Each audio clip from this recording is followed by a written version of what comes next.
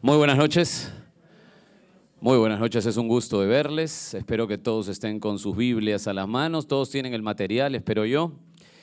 Es una maravilla estar en esta porción de Filipenses, analizándola. Ya ¿saben cuánto estamos analizando esta porción del capítulo 2? Hace 8 semanas.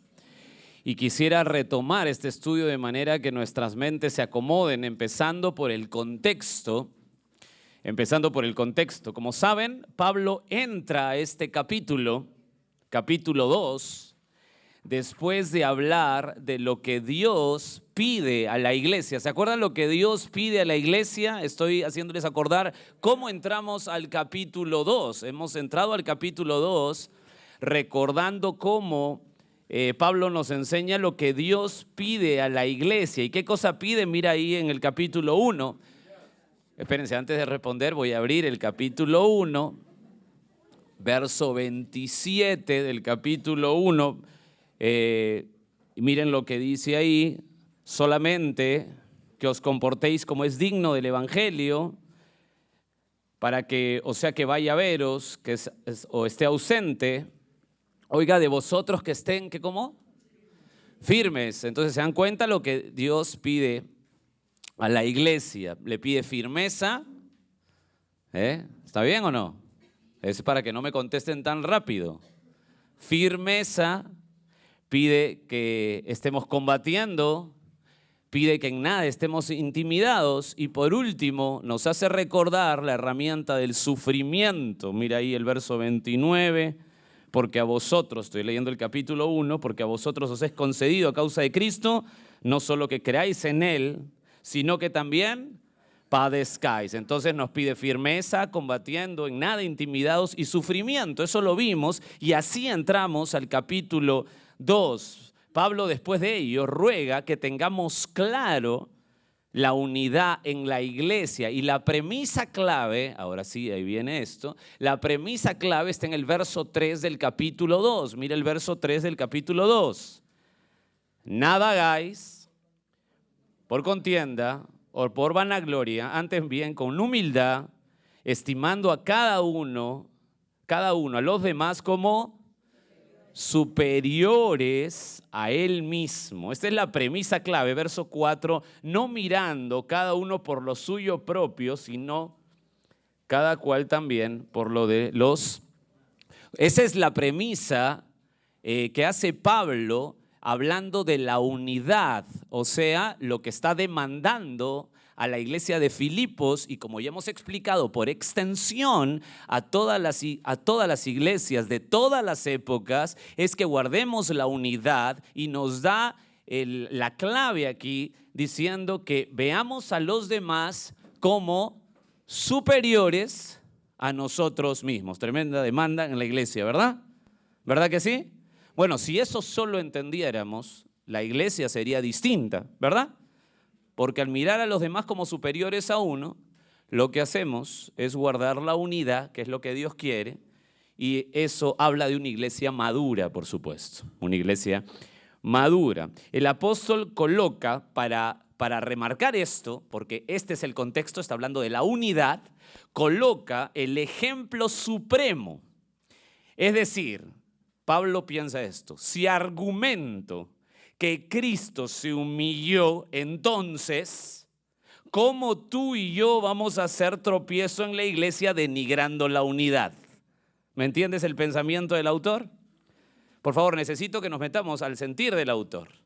O sea, habla de la unidad, de mirar a los demás como superiores a uno. Entonces Pablo dice, mira, si yo te pongo el ejemplo y te argumento y tú crees realmente esto, que Cristo es el ejemplo de humillación, entonces tú no tienes excusa. Porque si Él es Dios y vino a la tierra y se humilló, tú no tienes excusa, ¿verdad? Ese es el sentido.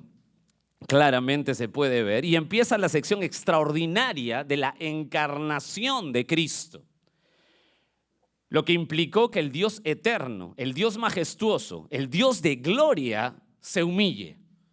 Empieza la encarnación. En ocasiones no reparamos eso, lo vemos casi deportivamente que el Dios de gloria se encarne.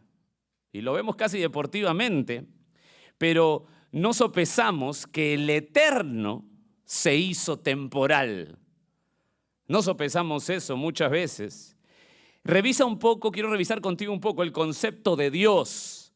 Pues como sea tu concepto de Dios, así es tu vida, así es mi vida. Como sea mi concepto de Dios, así es mi vida. Pero quiero mostrarte que el llegar a este punto es un punto crítico porque estamos hablando que el eterno se hizo temporal. Pero ¿qué concepto más o menos de Dios? Solamente apunto algunos textos para pensar en esto. Primera de Crónicas 29:11. Primera de Crónicas 29:11, apúntalo, yo te lo dicto y quiero que lo entiendas bien, que lo tengas en tu mente. Tuya es, oh Jehová, escucha, la magnificencia, el poder, la gloria, la victoria, el honor. Le está hablando David a Dios, porque todas las cosas que están en los cielos y en la tierra son tuyas. Tuyo, oh Jehová, es el reino y tú eres excelso sobre todos. Escucha el concepto, lo que se describe Dios por medio de David, el Espíritu Santo por medio de David, lo que explica de Dios. Dicho sea de paso, el contexto aquí es que el pueblo de Dios ofrenda generosamente para el templo era una ofrenda descomunal, y David lo primero que hace es: Señor, tú has tocado a los tuyos que ofrenden así, por eso yo te exalto, porque tú eres el Señor de todos, majestuoso. Ese es el concepto que tiene la Biblia. Salmo 8:9, apúntalo por favor. Oh Jehová, el Salmo 8:9, capítulo 8, o el Salmo 8, versículo 9. Oh Jehová, Señor nuestro, cuán grande es tu nombre en toda la tierra. Por favor, lo que quiero es que tu mente enlace el concepto que tiene la Biblia de quién es Dios, lo excelso, lo magnífico, el dueño de todo, y nosotros lo estamos viendo encarnado. Salmo 96:6. Alabanza y magnificencia delante de él, poder y gloria en su santuario. Nehemías capítulo 9, verso 6. Tú solo eres Jehová. Tú hiciste, escucha lo que dice Nehemías, tú hiciste los cielos y los cielos de los cielos con todo su ejército, la tierra y todo lo que esté en ella, los mares y todo lo que hay en ellos. Y tú vivificas todas estas cosas y los ejércitos de los cielos te adoran. O sea, lo que está haciendo Nehemías aquí, hablando y explicando el Espíritu Santo a través del escritor, que Dios es Dios de la creación, Él es Dios creador, Él es dueño de todo, Él dijo y se hace. Isaías 45:7, apúntalo por favor. Isaías 45:7 dice que formó la luz y creó las tinieblas. Esto mismo se dice Dios. Dios está hablando, que formo la luz y creo las tinieblas, que hago la paz, escucha, y creo la adversidad. Yo, Jehová, soy el que hago todo esto. Amados, el Dios de majestad, el Dios de la gloria, el Dios de la magnificencia, el Dios de la creación, el Dios que hace la paz, el Dios que crea la adversidad, el Dios que hace todo, o sea, el Dios soberano, omnipotente, omnipresente, omnisciente, se hizo hombre. Esto es impresionante. Ese solo pensamiento es impresionante. El todo, el eterno, el poderoso, se hizo hombre. Con esa mentalidad leamos Filipenses. Regresemos a Filipenses capítulo 2, verso 5. Pablo pone el ejemplo supremo. Haya pues en vosotros, le dice a la iglesia de Filipos, este sentir, o sea, este pensamiento que hubo también en Cristo Jesús. Verso 6. ¿Lo tienen ahí? Filipenses 2:6. El cual, Recuerda todo lo que hemos visto en estas últimas 6 semanas hablando de la humillación, el cual, siendo en forma de Dios, no estimó el ser igual a Dios como cosa que aferrarse, sino que se despojó a sí mismo, tomando forma de siervo, hecho semejante a los hombres. Verso 8, y estando en la condición de hombre, se humilló a sí mismo, haciéndose obediente hasta la muerte y muerte de cruz. Verso 9, por lo cual Dios también le exaltó hasta lo sumo y le dio un nombre que es sobre todo nombre, para que en el nombre de Jesús se doble toda rodilla de los que están en los cielos, en la tierra, debajo de la tierra, y toda lengua confiese que Jesucristo es el Señor, para gloria de Dios. Este himno consta de 2 partes claras. ¿Se acuerdan, hermanos? Ustedes están estudiando Filipenses, saben cómo se está estructurado este himno en 2 partes claras. Primero, la humillación del verso 6 al verso 8. Estamos ahí hace 6 semanas, todavía no terminamos. Y la segunda parte es la exaltación del verso 9 al verso 11. Eso lo deben tener estructurado, de estar en su mente y también apuntado en sus Biblias. Estamos hace, como dije, 6 semanas en la humillación y vimos que Pablo coloca la explicación de la encarnación de Cristo como una escalera. ¿Se acuerdan cómo es esta escalera? Descendente, descendente, descendente. Estos escalones descendentes son el primero. ¿Cuál es el primer escalón descendente? No estimó, muy bien, no estimó. Verso 6, el cual siendo en forma de Dios, no estimó. Esa es la primera escalera, al ser igual a Dios como cosa a que aferrarse. ¿Se acuerdan cuando hablamos de no estimó? Cuando dice siendo la misma morfé de Dios. Ahí vimos que Jesús es la misma morfé, o sea, la misma. Muy bien, eso es muy importante recordar porque lo que está diciendo es que Jesús es Dios. Qué interesante, qué contundente es esto para las sectas como los testigos de Jehová, ¿verdad? Jesús es Dios, punto. La morfé, eso es maravilloso. Es decir, es la misma esencia de Dios, es decir, es Dios. Y siendo Dios, no estimó, o sea, Jesús no se apoderó del ser igual a Dios, lo que quiere decir que Jesús nunca utilizó su poder para provecho personal. Segundo escalón, ¿cuál fue? Se despojó, muy bien. Mira por favor el verso 7, la primera parte. Dice ahí, verso 7, ¿cómo empieza? Sino que se despojó a sí mismo. Jesús se despojó. ¿Se acuerdan de la palabrita? La kenosis, la kenosis, la kenosis de Dios. El concepto es el auto vaciado de Cristo. Y hay que tener mucho cuidado y hay que ser claros con esto. Él no se vació de su deidad. Entonces, si no se vació de su deidad, entonces ¿de qué se vació? ¿De qué se despojó? Bueno, se acordarán que colocó a un lado sus atributos, se despojó de su gloria celestial, dejó sus riquezas celestiales, rindió su relación correcta con el Padre. Eso ya lo hemos visto. Tercer escalón descendente. Muy bien, tomó forma de siervo. Mira cómo va descendiendo. Mira la humillación de Cristo. No es llana, sino que va descendiendo. Ahora tomó forma de siervo, de siervo. Verso 7 dice ahí, sino que se despojó a sí mismo tomando forma de siervo. Y esto es impresionante. Tomando, como lo hemos visto, que es el término fijando, o sea, fijando una meta. Escucha esto, por favor. La aspiración, el anhelo interno, el impulso de su mente lo dirigió hacia una meta. ¿Cuál era la meta de Cristo?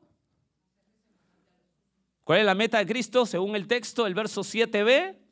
Forma de siervo. Estamos hablando de siervo, todavía no se me anticipen. Siervo, siervo. Esto es imponente porque si Cristo tenía como meta tomar la forma de siervo, porque eso habla cuando hablamos de la palabra tomando. ¿Se acuerdan que estudiamos que era fijando, dando una meta? O sea, él iba a ser siervo. Esa era su meta. Esto es importante porque si Cristo como meta tenía tomar forma de siervo, ¿cuál es nuestra meta como creyentes? ¿Ser señores o siervos? Bueno, a mí me parece, y aquí he hecho un paréntesis aquí en mis notas, mientras estudiaba esto pensé en esto y a mí me parece, es mi apreciación personal, que el mundo evangélico se está encargando de fabricar líderes como el mundo. Fabricar metas que te hagan cabeza y no cola. ¿Has escuchado eso? Sin entender el pasaje, por supuesto, ese que dice cabeza y no cola. Y como resultado, los supuestos cristianos se sienten bien con sus empresas y éxitos mundanos, pero sin una meta fija en ser servidores. Ven su meta en Cristo como éxito terrenal. Nada más lejos de la verdad. Nada más lejos de la verdad. Era solamente una nota para poder pensar en esto. Cuarta, escalón descendente. Hecho semejante. ¿Cómo es esto? Hecho semejante a los hombres. Verso 7c. Dice, sino que se despojó a sí mismo tomando forma de siervo. Y ahí viene, hecho semejante a los hombres. Este es el cuarto escalón descendente. ¿Se acuerdan de la palabra semejante? Bueno, los complico un poco para recordar. Homoioma, muy bien, homoioma. No es solo, ¿por qué es importante esto? Porque no es solo, cuando dice hecho semejante a los hombres, no es solo apariencia, sino realidad. O sea, Jesús experimentó, ¿se acuerdan? Experimentó nacimiento, experimentó crecimiento, experimentó agotamiento, experimentó sueño, experimentó hambre, experimentó sed, experimentó enojo, experimentó tristeza, experimentó llanto, experimentó amor, experimentó compasión, experimentó gozo, experimentó sufrimiento, experimentó muerte y experimentó resurrección. Quinto escalón descendente. Verso 8.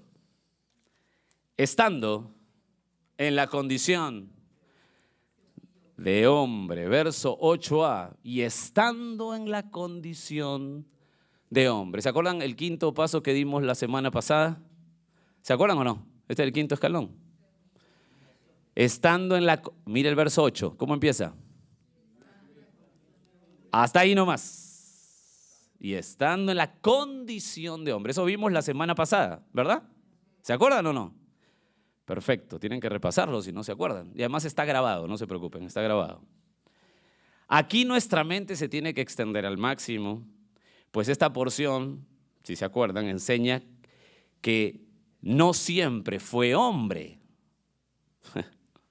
Es decir, Dios Padre le preparó un cuerpo para la encarnación. ¿Qué? Bueno. Si usted lo quiere revisar a detalle, tiene el video de la semana pasada, solamente unos puntos o solamente algunas referencias. Hebreo 10:5, dice la Escritura, el autor de Hebreos citando el Salmo 40, dice, por lo cual entrando en el mundo, dice, sacrificio, ofrenda no quiero, mas me preparaste cuerpo, holocausto y expiaciones por el pecado, no le agradaron. Entonces dije, he aquí que vengo, oh Dios, para hacer tu voluntad. El autor de Hebreos cita el Salmo 40 para decirnos que el cuerpo de Cristo fue dado por el Padre para que venga a hacer su voluntad. Jesús es ahora y para siempre, escúcheme bien, ahora y por la eternidad, escúcheme bien, el Dios hombre, por la eternidad. Por la eternidad. Desde la encarnación hasta la eternidad, el Dios hombre. ¿Están bien hasta ahí?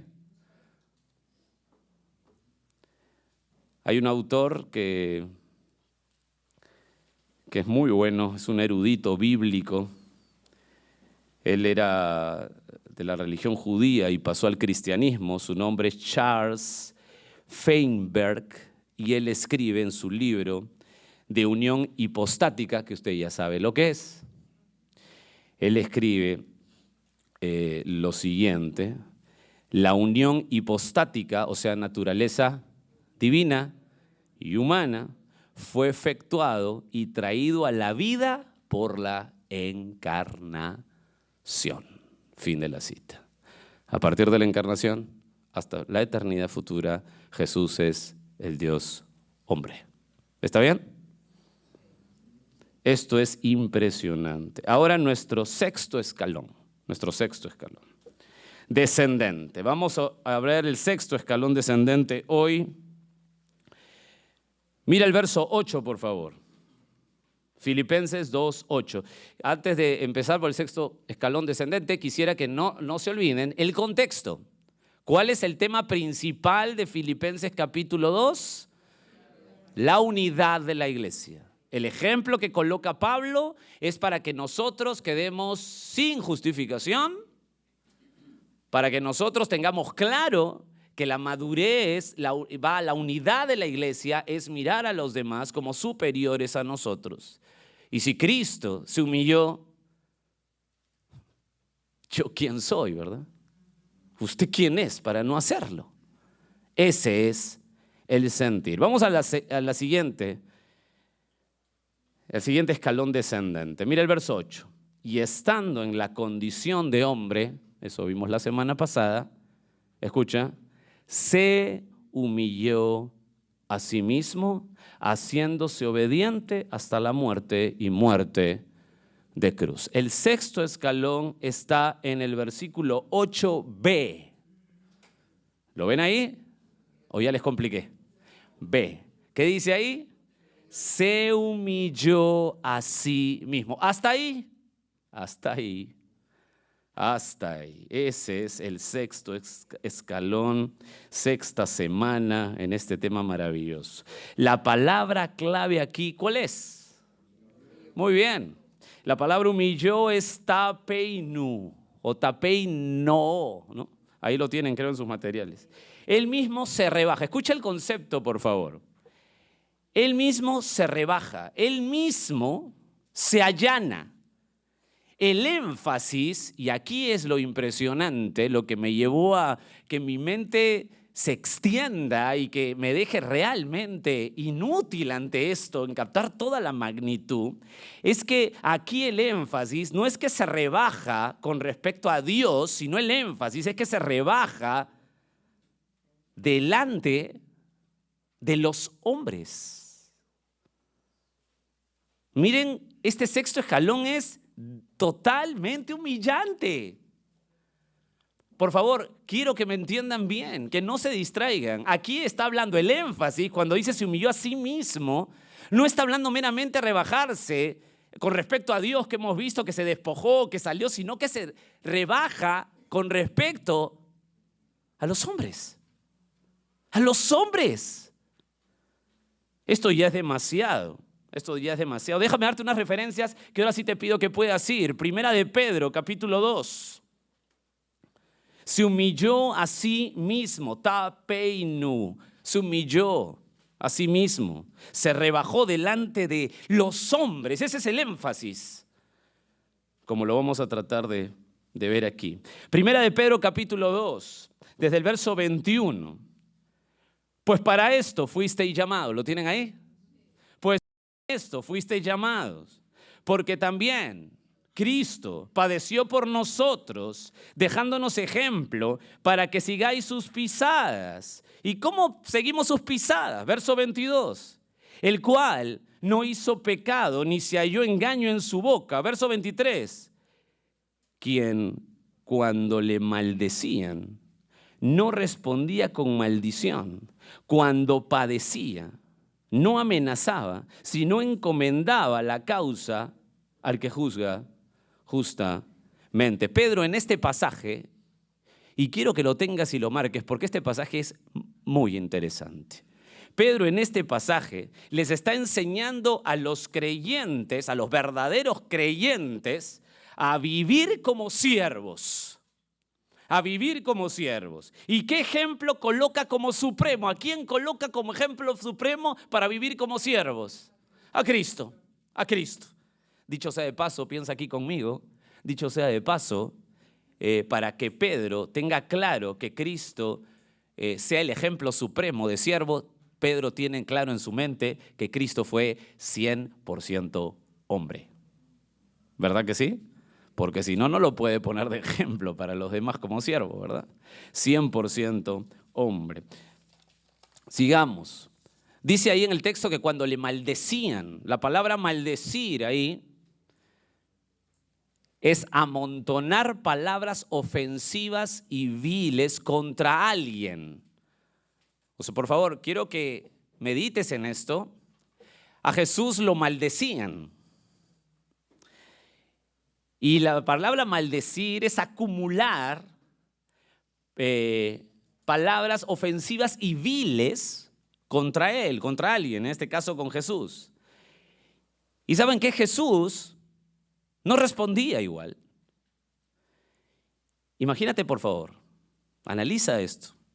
Si alguien me insulta, escúchame bien, si alguien me insulta, algo de razón deben de tener. O sea, soy un pecador. Si alguien me insulta, algo de razón tienen que tener. No puedo decir que esa persona está 100% equivocada. Pero Jesús es 100% Dios. Era la perfección encarnada. Y se humilló de tal manera, a sí mismo se humilló, que lo maldecían. Y él no contestaba. O sea, si a usted lo insultan, usted puede contestar, pero ¿saben qué? Algo de razón tienen, ¿o no? Porque somos pecadores, sucios pecadores, viles pecadores. Pero Jesús no. Y él aún no teniendo ninguna falla, 100% Dios, no respondía. Increíble, no respondía. ¿Saben qué? Jesús solamente lo que tenía que hacer cuando alguien lo maldecía era solamente hacer así, no sé cómo mover la nariz, no sé, como un programa conocido, ¿no? Solamente tenía que guiñar el ojo o mover el meñique, simplemente hacer eso y era fulminada la persona que estaba al frente. Pero Jesús no lo hizo. Hay una historia en Números 16 que quisiera que vayas un ratito porque quiero que veas qué significa que se humille a sí mismo, y esta humillación enfatiza hacia los hombres. O sea, él veía al hombre, lo maldecía y Jesús no respondía. Él podía mover el dedo meñique y era pulverizada esa persona. Números 16, un hombre llamado Coré, es un pasaje muy conocido. Coré es un levita.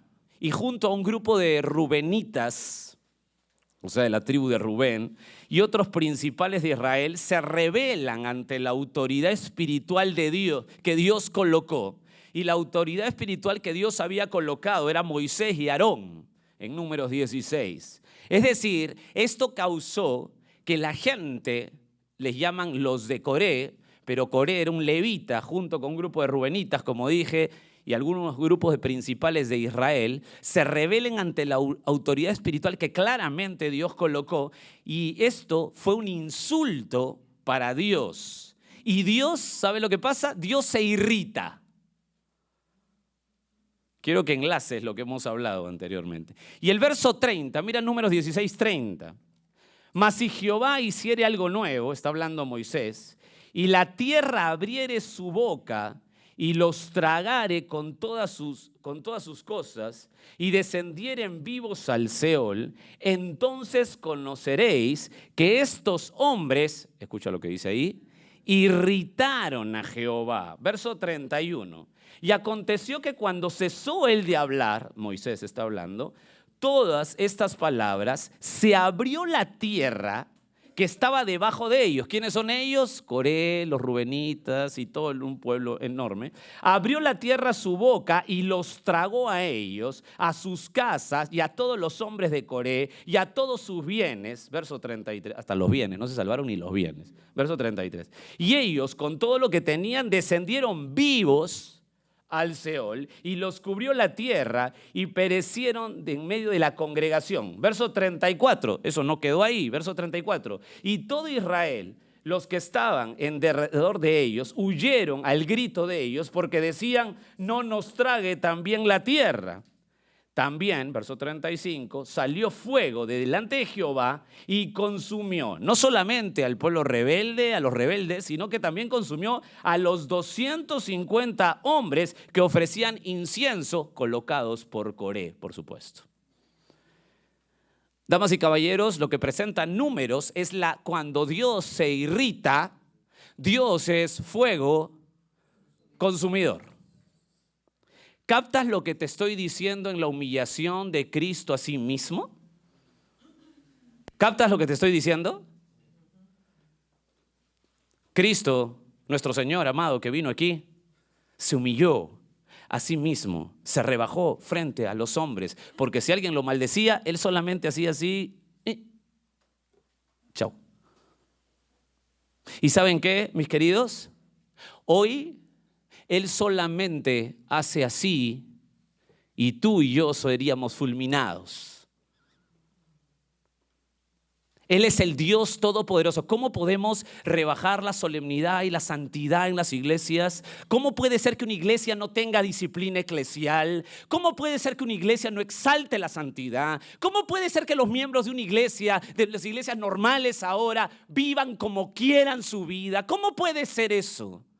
¿No tenemos temor? Nos hemos olvidado, porque esto ya está como deportivo, que Jesús, el Señor de gloria, es santo. Nuestro Dios es fuego consumidor. Y tanta paciencia nos tiene. Las iglesias han dejado de acordarse de lo potente que es el fuego de Dios. Y se están dedicando a hacer lo que les da la gana con una libertad increíble, sin entender y sin acordarse que Dios es fuego consumidor. Hermano querido, una iglesia que no tenga disciplina eclesial, una iglesia que no apunte el pecado, una iglesia que no apunte correctamente a la gente que asiste, que está pecando en vida oculta, si no apunta bien, estamos perdiendo el rumbo de quién es Dios. Dios nos libre de volvernos un club social, dejando de lado su palabra y su santidad, porque debemos nosotros, yo no sé tú, pero yo tiemblo al pensar en esto. Tiemblo. Dios es fuego consumidor. ¿Captamos el punto? ¿Captamos el punto? Lo maldecían, quedó callado. Él se humilló a sí mismo, pero él realmente así se acabó la historia para cualquiera. Mateo 26, 57. ¿Están bien hasta ahí, hermanos? Qué bueno. Mateo 26, 57. Los que le prendieron a Jesús le llevaron al sumo sacerdote Caifás, dice Mateo 26, un pasaje muy conocido, a donde estaban reunidos los escribas, los ancianos. Mas Pedro le seguía de lejos hasta el patio del sumo sacerdote y entrando se sentó con los alguaciles para ver el fin. Si estoy leyendo ahora 58, estoy pasando al 59, versículo 59 de Mateo 26. Y los principales sacerdotes y los ancianos y todo el concilio buscaban falso testimonio contra Jesús para entregarle a la muerte. Verso 60. Y no lo hallaron, aunque muchos testigos falsos se presentaban. Pero al fin vinieron 2 testigos falsos. Verso 61 que dijeron, este dijo: puedo derribar el templo de Dios y en 3 días reedificarlo. 62. Y levantándose el sumo sacerdote le dijo: ¿no respondes nada? ¿Qué testifican estos contra ti? Verso 63, la primera parte, mas Jesús callaba. Lo acusaban falsamente, callaba. Marcos 15, 16. Mira esta humillación, Y espero que su mente se esté acomodando porque todavía no vamos al punto central de esto. Yo voy a presentarte un pasaje que creo que es maravilloso. Marcos 15, 16. Entonces, los soldados le llevaron dentro del atrio, esto es al pretorio, y convocaron a toda la compañía y le vistieron de púrpura y poniéndole una corona. ¿Cómo era la corona esta?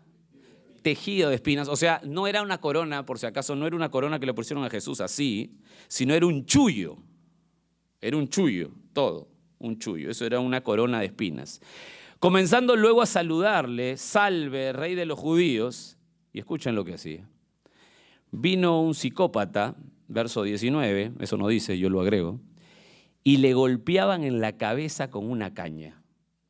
Y le escupían. Y puestos de rodillas le hacían reverencia. ¿Te imaginas la escena?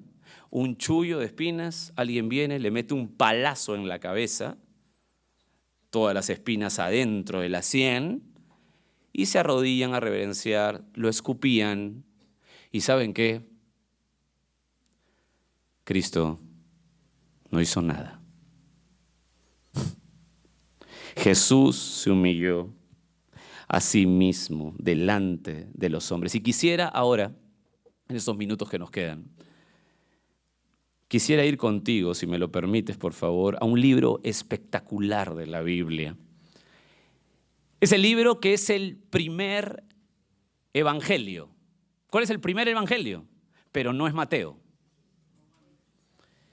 Y quisiera llevarte a este libro, porción la cual Martín Lutero dijo que toda persona tiene que memorizar esta porción de las Escrituras.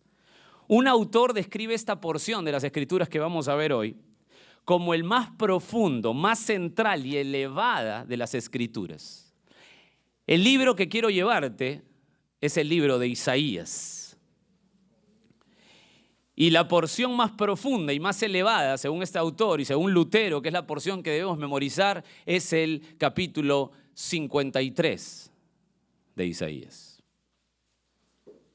Esta sección, mis amados, abarca la encarnación. Escúchame bien, este libro fue escrito 700 años antes del nacimiento de Cristo. ¿Está claro? 700 años antes. Y este libro abarca, escúchame bien, la encarnación de Cristo, la humillación de Cristo, el rechazo de Cristo, el trato injusto de Cristo, la cruz, la resurrección, la ascensión, la exaltación y el reino eterno de Cristo. ¿Qué te parece esta porción? No necesita el Nuevo Testamento. No necesita el Nuevo Testamento hoy nosotros para predicar a Cristo. Si tenemos Isaías 53, predicamos a Cristo. Dicho sea de paso, Felipe evangelizó a un hombre que estaba leyendo las Escrituras y lo evangelizó con esta porción, con Isaías 53. Es tan milimétrico con Cristo esta porción. Escúchame bien, estoy hablando de un libro 700 años antes de Cristo. Es tan milimétrica esta porción de Isaías 53 con Cristo que según el autor John MacArthur, esta porción es conocida como la cámara de tortura para los rabinos judíos. No saben qué hacer con este capítulo. No saben qué hacer. Es tan milimétrico con Cristo que no saben qué hacer. La cámara de tortura de los rabinos. Escucha claramente, repito, este libro fue escrito 700 años antes de Cristo. Antes de ver el punto de la humillación, porque aquí nos dice la humillación, cómo se rebaja todo lo que pensaban los hombres de él, cómo se rebaja ante los hombres. Antes de ver la humillación de Cristo, quiero darte el marco para que entres bien a este libro. ¿Les parece? Espero que me soporten en esto, pero porque es vibrante esto. Es vibrante. Déjame darte el marco para entrar bien a la humillación de Cristo. Isaías, el libro de Isaías, tiene 66 capítulos. ¿Cuántos capítulos tiene? Los primeros 39 capítulos van a relatar el juicio de Dios frente a su pueblo y frente a otros pueblos. ¿Está bien? Solamente para entrar en el marco de Isaías. A partir del capítulo 40 al 66, ¿cuántos capítulos son del 40 al 66? 27, muy bien. Qué curioso, ¿no? 39 libros del Antiguo Testamento, 27 del Nuevo. Isaías tiene 39 del juicio y los siguientes 27, el tema es la salvación del Señor. 27 capítulos. Estos 27 capítulos, a su vez, se dividen en tres bloques de 9. Los primeros 9, o sea, el primer bloque de 9, nos va a hablar de la liberación de Israel. ¿Están siguiéndome? ¿Seguro? Porque me están mirando así. Quiero meterlos bien para que sepan cómo es el punto de la humillación, pero quiero que sepan dónde nos metemos y ustedes van a elegir a qué porción nos toca, cuál es el tema central en lo que vamos a ver. El primer bloque de 9 nos va a hablar de la liberación de Israel de sus enemigos terrenales. El segundo bloque de 9, de esos 27, o sea, del capítulo 40 al 66, el segundo bloque de 9 nos va a hablar de la liberación de Israel del pecado por la redención. ¿Está claro? Primer bloque de 9 nos va a hablar de la liberación de Israel de sus enemigos terrenales y segundo bloque de 9 nos va a hablar de la liberación de Israel del pecado por la redención. Y el tercer bloque de 9, para terminar hasta el capítulo 66, nos va a hablar Isaías de la liberación de Israel de la maldición de esta tierra. O sea, este libro es espectacular, espectacular. Con todo lo que ya tienes en mente, eso espero, con todo lo que más o menos puedes haber captado en esto, o yo no he sido tan claro, pero con todo lo que me puedes haber captado, ¿dónde se ubicaría el capítulo 53? Se ubica en la segunda sección del libro, obviamente, entre el capítulo 40 al 66, y que habla de la salvación de Israel. ¿Está bien? Ese es el tema macro. Y se ubicaría en el segundo bloque de 9, o sea, el tema central es la liberación de Israel del pecado por la redención. ¿Está bien? ¿Está bonito? Estamos acercándonos. Perfecto. Estamos ok. Ahora sí, si ya lo tenemos claro, ya sabemos dónde estamos. Entonces leamos desde el capítulo, quiero leer unos versos antes a que empiece el capítulo 53, o sea, el capítulo 52, 13, que es uno de los últimos versículos. Quiero que lo leas ahí, por favor. Isaías, capítulo 52, verso 13. Quiero mostrarte la humillación, pero primero quiero que veas con claridad lo que trata ese capítulo en su más grande esplendor. Es un capítulo sensacional.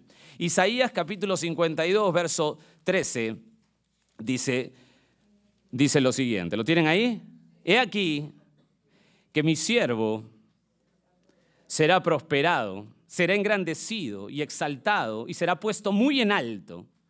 Como se asombraron de ti muchos, de tal manera fue desfigurado de los hombres su parecer y su hermosura más que de los hijos de los hombres. Verso 15. Así asombrará él a muchas naciones. Los reyes, ¿qué cosa harán los reyes? Lo que nunca hacen los reyes. Cerrarán ante él la boca, porque verán lo que nunca les fue contado y entenderán lo que jamás habían oído. Verso 53, capítulo 53, y aquí empieza. Verso 1. ¿Quién ha creído a nuestro anuncio? ¿Y sobre quién se ha manifestado el brazo de Jehová? Subirá, verso 2, subirá cual renuevo delante de él, y como raíz de tierra seca, no hay parecer en él, ni hermosura. Le veremos más inatractivo para que le deseemos. Verso 3, despreciado y desechado entre los hombres, varón de dolores, experimentado en quebranto, y como que escondimos de él el rostro, fue menospreciado y no lo estimamos. Ahí, solamente ahí, voy a tratar de responder 3 preguntas que les he puesto ahí en su material. porque quiero llegar al último punto de cómo se humilló. ¿Está bien? Perfecto. Hay tanto aquí, solamente quiero resumirlo. La primera pregunta, ¿cuál es? ¿Quién es el siervo? O sea, está hablando en esta porción del siervo de Jehová. ¿Quién es el siervo? Mira ahí el verso, el capítulo 52, verso 13. He aquí que mi siervo, ¿lo ves ahí? Será prosperado, será engrandecido y exaltado. Y aquí está la clave, y será puesto muy en alto. Esa frase muy en alto, esa frase es la misma frase en hebreo que está colocado en Isaías 6.1. Si tú vas un ratito a Isaías 6.1, solo por un minuto, sin dejar Isaías 52, Isaías 6.1 dice: en el año que murió el rey Uzías, Isaías tiene una visión, dice: vi yo al Señor sentado sobre un trono alto y sublime, y sus faldas llenaban el templo. Ese trono alto y sublime que habla de la majestad más grande, más excelsa, es la misma frase que está colocada en el verso 13, que es lo más grande, lo más excelso. Nadie puede superar eso. Nadie puede superar eso. ¿Quién es este siervo? Este siervo, en primer lugar, en paralelo con Isaías 6.1, este siervo es Dios. El siervo de Dios es Dios. Por favor, no se olviden Isaías 6.1. El siervo de Dios es Dios. ¿Cómo es esto? Estamos en el Antiguo Testamento. ¿Cómo es esto? Bueno, para aclararlo, tenemos que ir a Juan capítulo 12. Juan capítulo 12, sin dejar Isaías. Juan capítulo 12, en el verso 41, solamente como resumen, porque lo podríamos agarrar de porciones antes, lo voy a explicar. 12:41 dice, Juan menciona, Isaías dijo esto cuando vio su gloria y habló acerca de él. ¿De qué está hablando aquí Juan? Juan está hablando de que Jesús hacía maravillas, milagros, nadie le creía, y entonces decía, es como lo profetizó Isaías. E Isaías tuvo una visión, dice Juan en el capítulo 6 de Isaías, la que hemos leído, y mira lo que dice el verso 41. Isaías dijo esto cuando vio su gloria. ¿Cuándo vio su gloria Isaías? Capítulo 6, ¿está bien? Y habló acerca de, ¿quién es él? Jesús.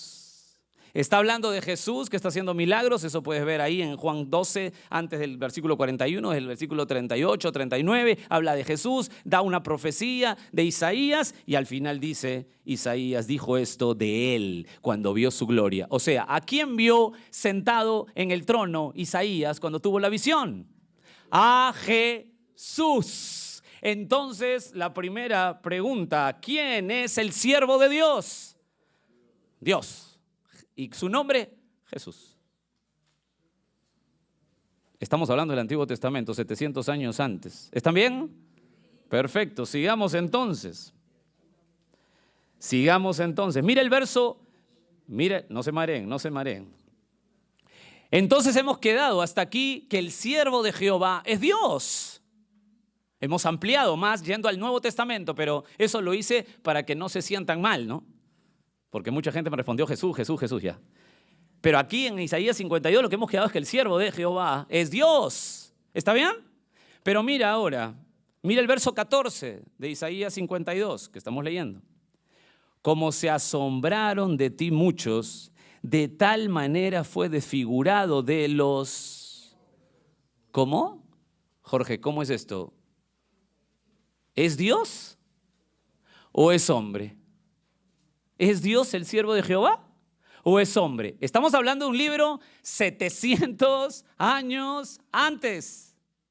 Entonces acá hay una confusión. ¿El siervo de Jehová es Dios o es hombre? ¿Usted qué dice?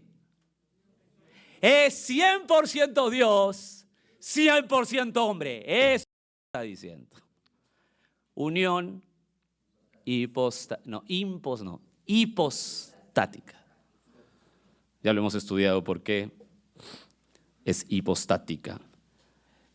Es Dios 100%, es hombre. ¿Lo estás mirando ahí en Isaías? 700 años antes. de Cristo. Ya sabemos que es una persona, dos naturalezas, unión hipostática. Segunda pregunta. Entonces la primera, ¿está claro? ¿Quién es el siervo? ¿Quién es el siervo de Jehová? Dios. 100% hombre, 100% Dios. Segunda pregunta, rápidamente. ¿Quién son los que hablan? Esto es muy importante. Jorge, háblame de la humillación de frente aquí. No, es que tú tienes que saber qué está hablando aquí. ¿Quiénes son los que hablan? Mira Isaías 53:1.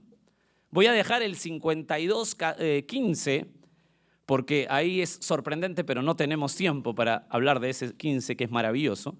Pero voy a entrar de frente a la pregunta, ¿quiénes son los que hablan? Isaías 53:1. Usted me va a decir quiénes son los que hablan.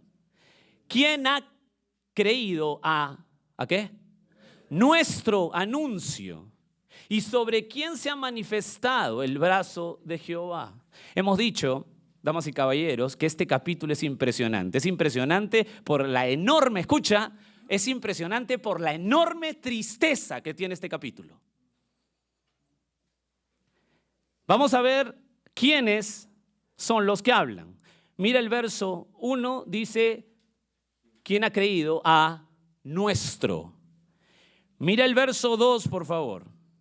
Subirá cual renuevo delante de él y como raíz de tierra seca. No hay parecer en él ni hermosura, le veremos. Mira el verso 3, en la parte final. Y como que escondimos de él el rostro y fue menospreciado y no lo estimamos. Mira el verso 4. Ciertamente llevó él nuestras enfermedades y sufrió nuestros. Y nosotros. Mira el verso 5, mas el herido fue por nuestras, molido por nuestros, el castigo de nuestra. Verso 6, todos nosotros, mira al final del verso 6, mas Jehová cargó en él el pecado de todos nosotros. Damas y caballeros, ¿quiénes son los que hablan aquí? Muy bien. No, ahí he escuchado algo, ahí bajito, medio tímido. Cuando habla de nosotros, aquí está hablando de los judíos. Escúcheme bien. Es para que entendamos bien cuando vayamos al punto. Este capítulo habla, escúcheme bien, por favor, nosotros, nosotros, son los judíos. Es decir, este pasaje, por favor, atiéndeme que esto es lo maravilloso para entender cómo Dios habla de la humillación de su propio hijo 700 años antes. ¿Y a quién y por qué? Aquí los que hablan son los judíos en el futuro. Es un pasaje mirando al futuro. En el futuro van a lamentarse cuando la generación, escúchame bien, cuando la generación que es salvada, ¿se acuerdan de Romanos 11? Cuando dice que al final del tiempo de los gentiles salvará a los judíos. Esa generación salvada lógicamente conoce a Jesús, van a saber que todos sus antepasados se equivocaron y que ellos crucificaron al Mesías. ¿Te imaginas el dolor de los judíos? Claro, hay una alegría, ¿no? Soy salvo, pero al mismo tiempo un dolor espantoso porque mi abuelo, todos mis ancestros han negado al Mesías, lo han sacado de su vida, están en el infierno. Es lo que pasa, quizá un sentimiento parecido, es el que tenemos cuando llegamos a Cristo y sabemos que todos nuestros ancestros o nuestro abuelo, nuestra abuela han sido de la religión tradicional o diferentes cosas y están en el infierno. Es un dolor aquí, porque ellos van a ver en el futuro. Este pasaje, por favor, piénsalo, 700 años antes, mira el futuro y ve el dolor de esa gente salvada cuando dice, sí, el Mesías es el que traspasamos. Apunta un texto, Zacarías capítulo 12, verso 10. Escucha este pasaje porque es impresionante, escúchalo. Y derramaré sobre la casa de David. ¿Sobre quién derramará? Y sobre los moradores de Jerusalén, espíritu de gracia y de oración. Y mirarán a mí, o sea, esto está hablando del futuro, derramaré espíritu de gracia, de oración, y mirarán a mí, a quien traspasaron. ¿Y sabes lo que va a pasar? Dice Zacarías, y llorarán como se llora por un hijo unigénito, afligiéndose por él como quien se aflige por el primogénito. Va a haber un dolor espantoso. Aquí está mirando el futuro de Israel, mirando cuando Israel sea convertida, cuando pase el tiempo de los gentiles, Dios llega a Israel para salvarlos y van a decir, Jesús es el Señor, pero mis ancestros están en el infierno. Tuvimos todo, teníamos al Mesías y los traspasamos, lo matamos. ¿Te imaginas ese dolor? Eso le espera a Israel. Ese es el contexto. Y ahora sí, con ese entendimiento, mira la visión de la humillación, cómo recibieron a Jesús, para que tú entiendas lo que se está diciendo cuando dice que Jesús se humilló a sí mismo. Mira por favor, porque la tercera pregunta, y con esto terminamos, es ¿cómo se humilló? Verso 2 y 3 dice, subirá cual renuevo delante de él. ¿Lo tienes ahí? Y como raíz de tierra seca, no hay parecer en él ni hermosura, le veremos más inatractivo para que le deseemos. Despreciado, desechado entre los hombres, varón de dolores, experimentado en quebranto, y como que escondimos de él el rostro, fue menospreciado y no lo estimamos. Aquí está el cuadro más exacto de cómo lo miraban los judíos a Jesús cuando vino. Escucha, solamente algunas cosas por cuestión de tiempo. No puedo todo, pero mira, raíz de tierra seca. Raíz de tierra seca, lo que está diciendo en la traducción en hebreo es raíz muerta. Raíz muerta. Imagínate, una planta con raíz muerta, ¿qué cosa es? Es inservible, ¿no te parece? Eso es lo que están diciendo. Esa es la idea. A la gente cuando llegó Jesús, llegó su Mesías, era inservible, no les interesó. Lo miraban inservible, inservible. Mira el verso 8, por favor. Por cárcel y por juicio fue quitado. No te olvides, 700 años antes de la cruz. Y su generación, ¿quién la contará? ¿Sabes lo que quiere decir eso? Que nadie le interesó. Llegó Jesús y no llegó y fue un revolucionario que impactó y que todo. No, llegó y su generación dijo, ay, gracias, qué bien. 3 años maravillosos de milagros y a su generación, a nadie le interesó. No fue impacto de nada. El rey vino y pasó por ahí. Escucha, el rey del universo se hizo hombre y se humilló a tal punto que cuando llegó con los hombres, pasó desapercibido de los hombres. Sigue la definición. Este es Jesús, el Dios, el hombre, el rey, el Mesías, el que se humilló. Mira el verso 2 otra vez. Subirá el renuevo delante de él y como raíz de tierra seca. No hay parecer en él y hermosura. Le veremos más inatractivo para que le deseemos. Verso 3, despreciado, desechado de los hombres, varón de dolores, experimentado en quebranto. Y como que escondimos de él su rostro. Fue menospreciado. Y escucha bien, con esto voy a terminar. Y no lo estimamos. Los judíos dirían, para nosotros era nadie. Para los judíos de su generación pasó como un NN. Esto es humillación terrible, mis amados. Lo que estamos viendo aquí en Isaías es el sentir de todo un pueblo que cuando vino su Mesías, se hizo hombre. Este Mesías se humilló tanto como hombre que los hombres pasaron de largo de su presencia.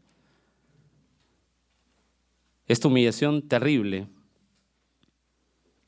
rebajado delante de los hombres, que es humillante, lo hizo el Hijo puro del Dios viviente. Su generación, ¿quién la contará? Pero un día, los que lo vieron van a tener en el futuro Esa gente del futuro va a llorar por los que lo vieron y todas las generaciones que han ido al infierno por no tomar a su Mesías. Este capítulo nos habla de la humillación de Cristo y hay mucho más. Pero quiero que te quedes con esto. Si el Dios puro y santo, regresando al contexto de Filipenses, si el Dios puro y santo se humilló a sí mismo, se rebajó delante de los hombres, ¿nosotros qué? ¿Quiénes somos? Guardemos la unidad.